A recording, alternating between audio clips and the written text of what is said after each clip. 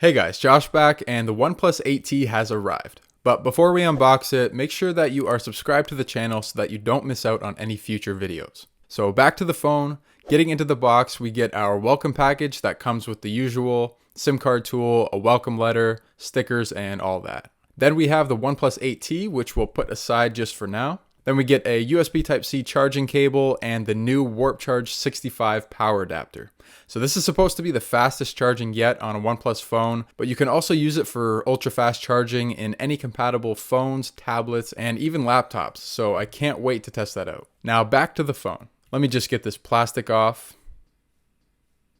And there it is. So I see they went with the glossy back, much like we saw on the OnePlus Nord. The glass on the back has those rounded edges that make it much nicer to hold. You can see we get a single hole punch cutout for the front camera and then a quad camera setup on the back. The rails around the phone are aluminum with a matte finish. On the top of the phone there is a single mic and some antenna bands, and on the bottom is the SIM card slot, the USB Type-C charging port, another mic, and a speaker.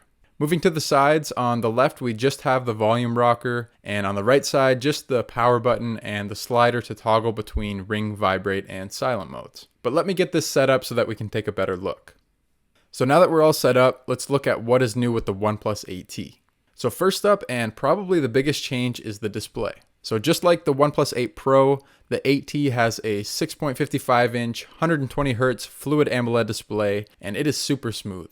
Coming from an iPhone 11 Pro with a 60Hz display, the 8T is just so much more fluid when scrolling through different types of content. And of course it has the added benefit of giving you those high frame rates when gaming. I still think that 60Hz is fine for most people, but it does seem like these high refresh rate displays are becoming the standard. But overall, the display looks really good, and it's up there with some of the best displays that I have seen on a smartphone. Moving to the quad camera setup on the back, we get a 48 megapixel main camera, an 8 megapixel telephoto lens, a new 123 degree 48 megapixel ultra wide, so that's the widest ultra wide lens that they've ever used, and a 5 megapixel macro camera. The first few photos that I took were a bit oversaturated, but overall still good quality. I'm still not sure why they include a macro lens. Does anyone really use the macro cameras on their phones? Drop a comment down below and let me know, because I really think the money would be better spent on improving the main cameras or improving something else. The OnePlus 8T is also rocking the Snapdragon 865 chip,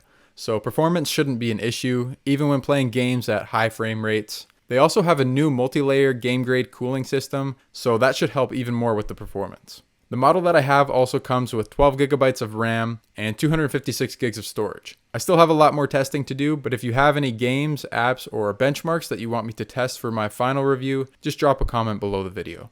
It is 5G ready and comes running Oxygen OS 11 right out of the box, and you can get it in two colors, the color that I have here, aquamarine green, or lunar silver. So at the time of this video, I have only had the phone for about 24 hours, so I still have a lot of testing to do, and I'll go more in depth when I give my full review. So that wraps it up. I hope you enjoyed watching, and if you did, then be sure to smash that like button and subscribe so that you don't miss out on the full review. And as always, thank you for watching, and I'll see you in the next one.